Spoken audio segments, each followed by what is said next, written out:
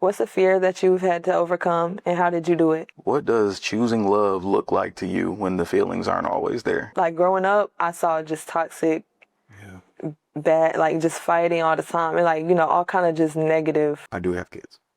I have 3. How old are your kids? 3, 2, and 1.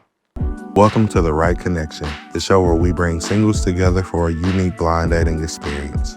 I'm your host, Marcus Hart, and this is my wife, Kia Hart. We're excited to have you join us. Here on The Right Connection, we take a different approach by setting up blind dates between individuals we believe could be a perfect match. Get ready to witness the excitement, the surprises, and the genuine moments as 2 strangers take a chance on love. This is The Right Connection. Previously on The Right Connection. Hey everybody, I'm Howard Justin Williams. I'm from Atlanta, Georgia, and I'm 30 years old. My name is Jemya. I'm 25 years old, and I'm from Brunswick, Georgia. Hi. Hi. What does emotional maturity look like to you? What's something that instantly makes you feel safe and understood in a relationship? What's a fear that you've had to overcome, and how did you do it? If I can't be myself with you, then I don't know.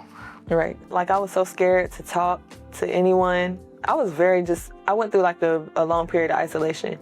In what ways has your faith been challenged, and how did you grow from it? I think one of the biggest challenges that I faced in my faith was like when my little brother got killed.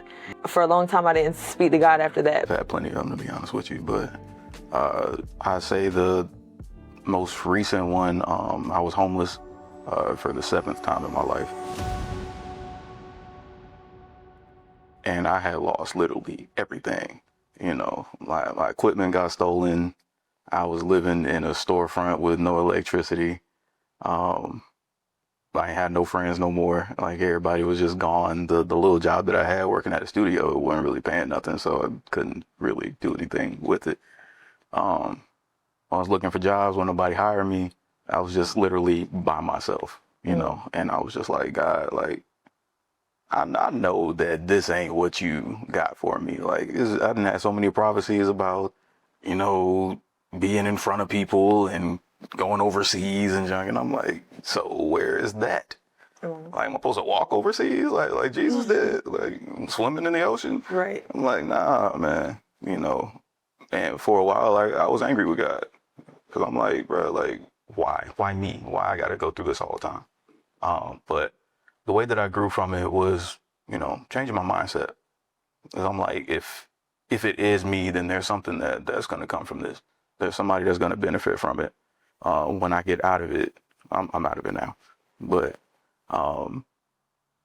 yeah, I was really just switching my whole entire mindset on the situation. For sure. That's good. Yeah, it wasn't good when I was going through it. Oh, no, I know. When you're going through it, I don't feel like it's going to be good. Trash. Right, yeah. I feel like we always come out stronger from things, though. Like, things like that. I think it's just, like, more character building, too. Yeah. And helps you be able to, like, be strong enough to steward what he is going to give you, Right. So, that's good. Yeah, you can't appreciate money if you ain't been to the point where you ain't had none. Yeah, that part. For real. I feel that. Describe dating in your city. I personally don't actually date often. So, but from what I hear, it's kind of rough out here. It's kind of rough out here in these streets. So I just kind of stay to myself. What's the biggest dating turnoff you keep running into where you live? Nobody is who they actually say they are. At some point, the mask comes off and it just ends up bad.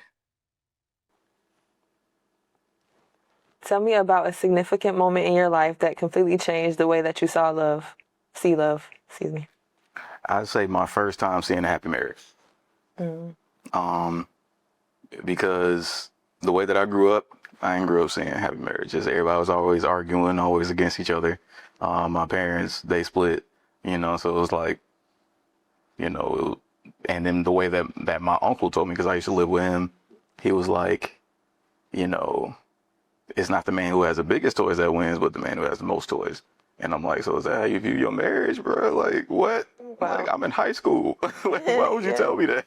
Right.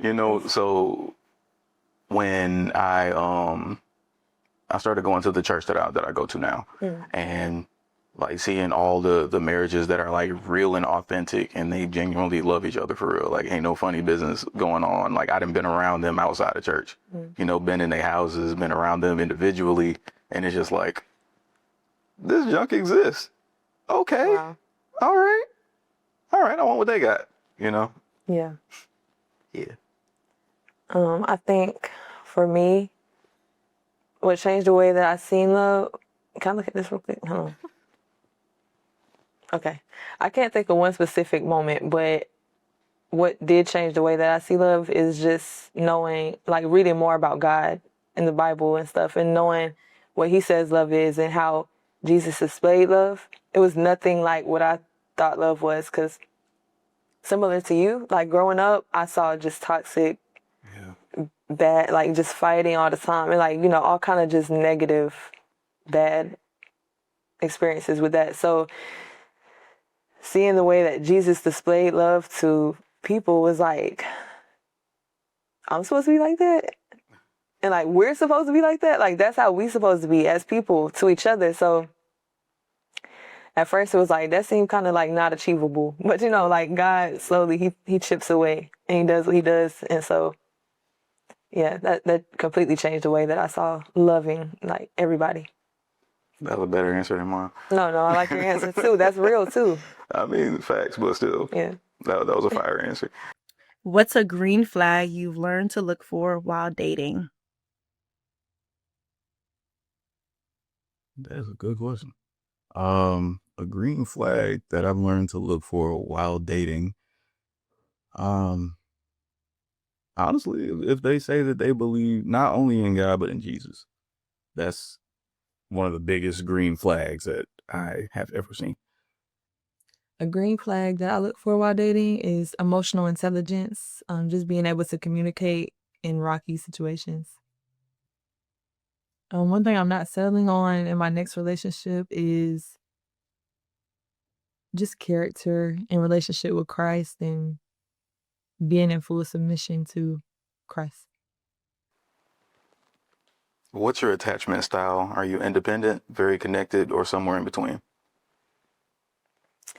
I think that I'm somewhere in between.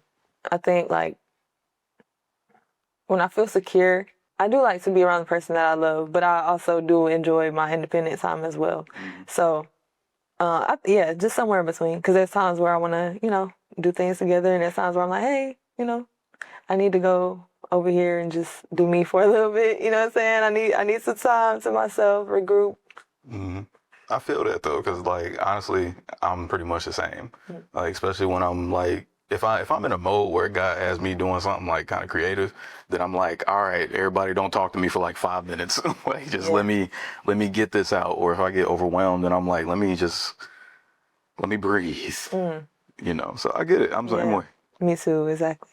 Can I ask my own question? Okay. When you keep saying creative, like, in what ways are you creative? Every way possible. I do everything. Okay. Like, I sing, rap, make beats, play piano, guitar, and bass. I record, mix, and master. I do photography, videography, graphic design, t-shirt printing, act a little bit. I know how to move, but I can't dance. Don't ask me to dance. I told the same thing. Don't ask me to dance, please. It's just, Okay. but yeah, literally everything creatively possible. I know how to do. Okay. That's good. I'm not like professional in any of those by any means, but I do love like making music, writing music. Music is definitely like important to me. It's just a creative outlet for me. So sometimes I get in the same mode where I'm like, hey, don't talk to me. I need some time. Let me go over here, and so I can just like pour out my thoughts onto a beat or whatever, and it's just okay. So like, when you say you're not professional, what do you mean? Like I really I have one release song, but I don't never promote it or anything. It's just like really just a personal like passion thing.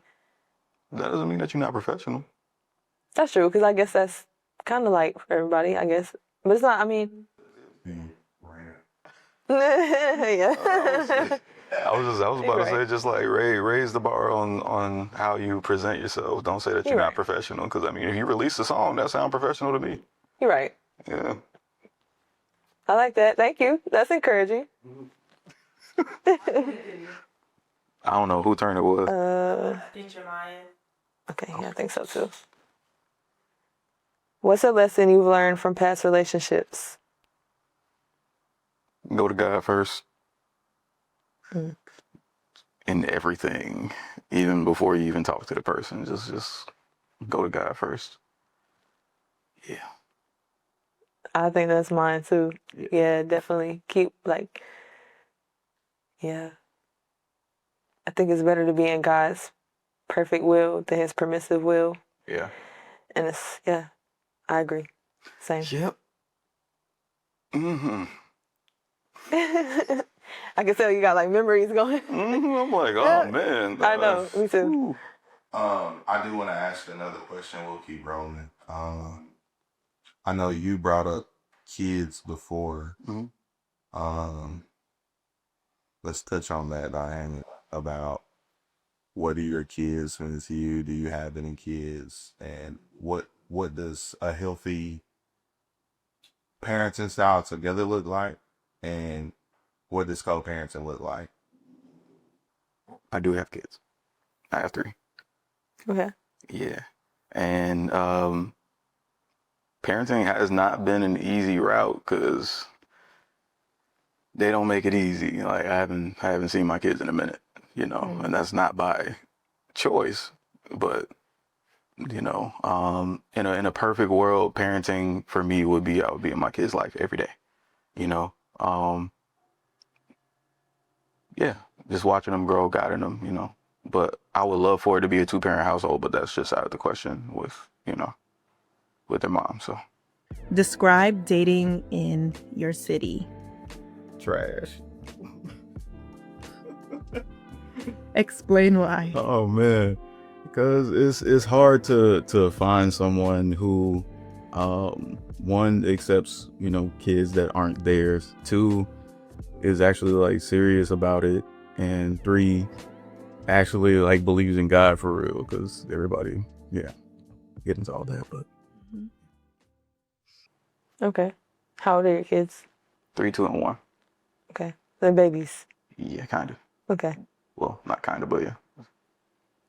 The most important quality I seek in a partner is. The most important quality that I seek in a partner is integrity. I have kids. I have 2 boys. They're 9 and about to turn 7.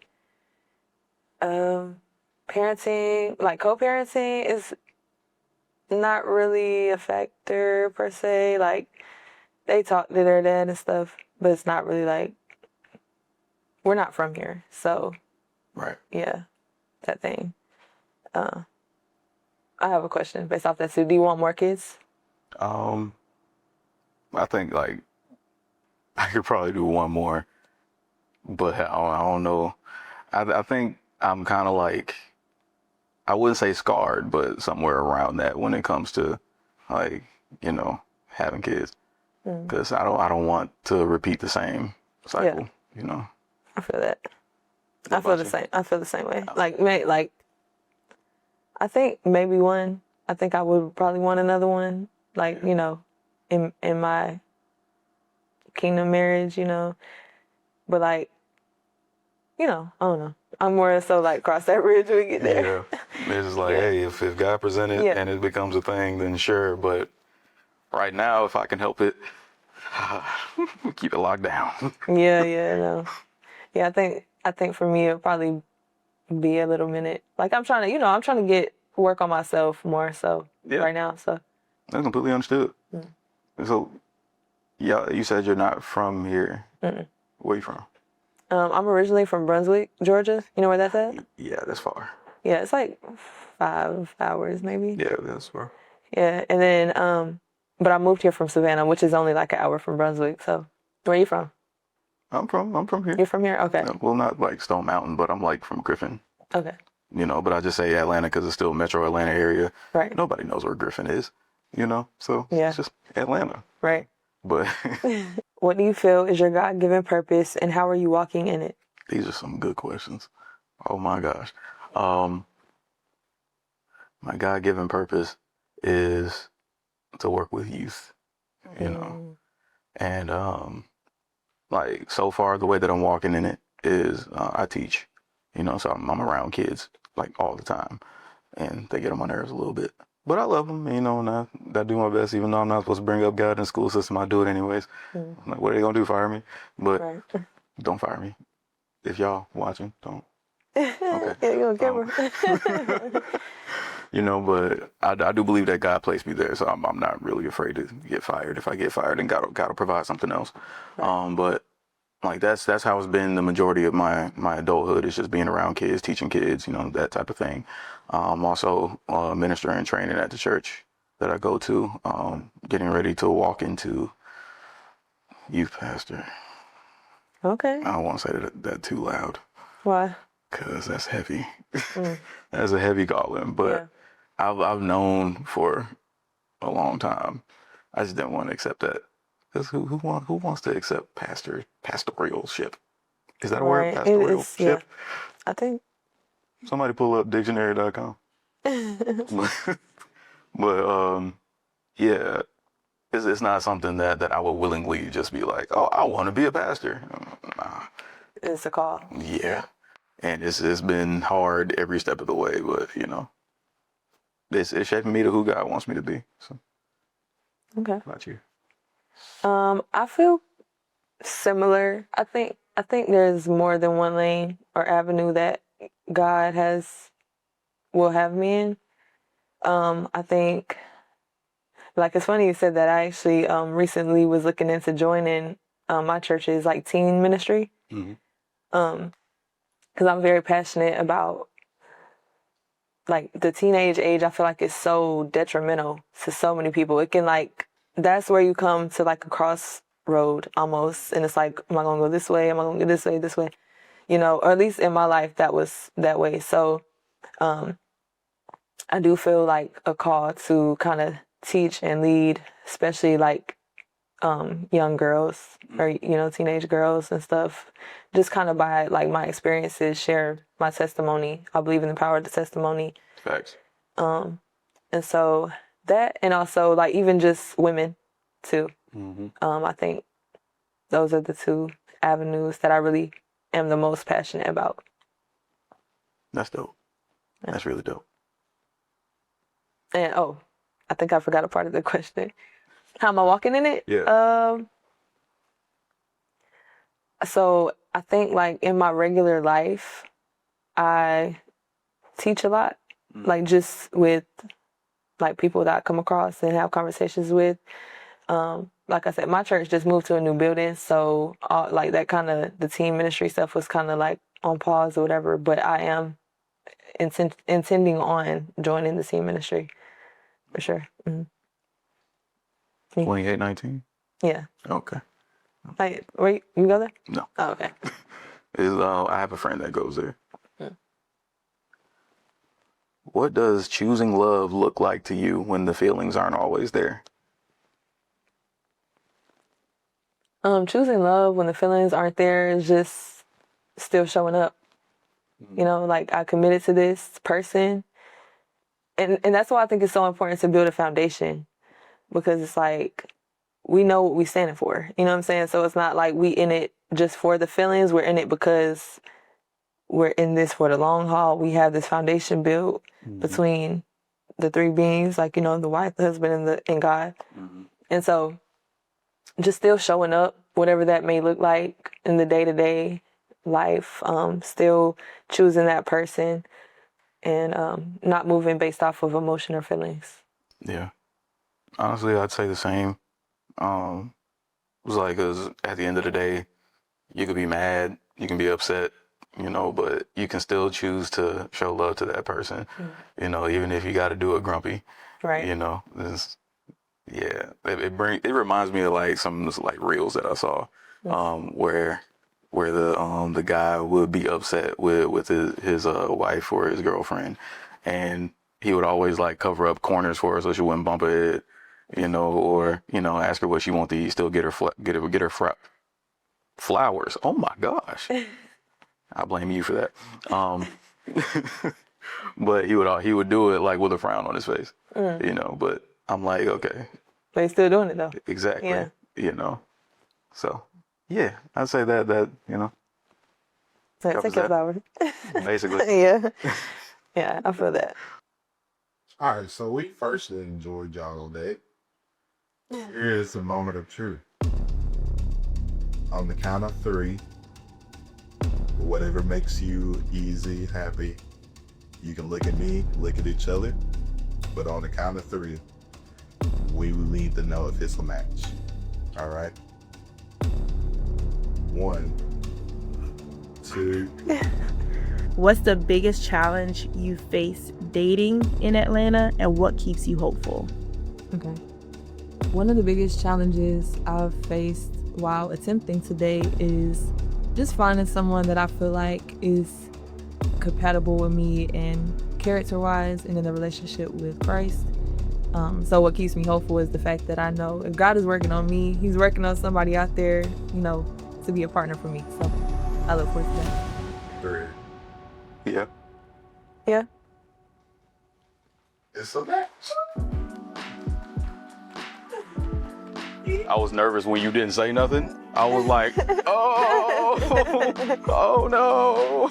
I was nervous too. All right, so That was fun though. On a scale of 1 to 10, rate this date. I feel like this date was like a 8.5. I thought about his hair. I really like his hair. Like it's blonde, and that's like kind of cool. I think that's a bold move. Say about 10. That was actually really, really good. Really good. She's beautiful. Did your date meet, exceed, or differ from your expectations, and in what ways? I think that he exceeded my expectations in the sense of like we had a lot more in common than I thought we would. She definitely exceeded my expectations. I didn't really expect anything quite like that. You know, yeah. Did you discover any shared interests or surprising commonalities? Yes. We're both creative, and yeah, that was interesting to hear that. And also not even just the creative thing, like the thing about his passion being like with teens and teaching teen or youth, that's a common interest as well. Did you notice any habits or traits in your date that stood out to you? I would say like just him being like kind of silly. That's a good thing, being able to laugh. I didn't expect to meet somebody that had music like that or made music at all, to be honest. She liked to look people in the eyes, and that made me nervous. I'm not gonna lie. Like every time she did it, I was just like, I'm trying not to melt a little bit. I was on camera. I didn't want to turn. Did I turn really red? Yeah. Oh man. Would you be interested in seeing this person again? Why or why not? Yes, I would, because I just have a lot more questions. Like I wanna learn more about him and some of the things that he said. His children being so young was a little concerning, but not like in a bad way. Just more so like I have more questions just because, you know, they're young. So I just have questions about like what happened there and all those kind of things. So I'm looking forward to finding out. Yeah. Like I would really want to just talk to her more. Like, and that's something I don't say very often. I don't like talking to people like that, but I would definitely like to talk to her more. It seems like she's been through quite a lot, and I want to know all that. You know, I want to know how I can, you know, assist. How was your date? It was good. You like it? Yeah, fun? Okay. You too, yeah. What is something that you were surprised about one another? Yeah. I was surprised that we have like a lot in common as far as like creativity and ministry wise. Yeah, same. You know, I was definitely surprised that we were just able to have a conversation. Like, I know that sounds kind of weird, but you know, can't talk to a lot of people. That's true. Some people suck at conversations. Yeah. Only time did that like after we talked for a minute, it was kind of cool. But at first, I was still nervous. Yeah, took that blindfold off, and I was just like, the loudest gulp that just insert that sound effect. That's so funny. I was thinking the same thing, like this right here, and I'm like, They will. They will. Oh, my bad. This is their ketchup. What's the last thing I just asked? Did it ease your nerves? What was your hesitations about this blind date? For me, I've never done anything like this. Not the camera thing, not the blind date thing. So I'm like, ooh, doing both in one. You know what I mean? Like, but we did it. Yeah, It was good. You did some? You ever been on a blind date? No? absolutely not. But you've been on camera before. I've been on camera before, yeah, but like dating on camera is a whole different ballgame. Like, Then it's like if you get rejected too. Like that part on camera. Like that's why when you paused, You was trying to look to see what I was gonna yeah, I was like, oh no. Funny. Was it a real yes? Yes. Yeah. I had to look at her first. I'm like, let's see, we'll pause. You had to wait to see what I said. Yeah. That's funny. He was gonna say no. No, I'm still gonna say I'm stabbed on my answer, but you know, I feel like I would have turned extremely red then. Oh. Okay. Yeah. It was a real yes. I'm glad. Same here.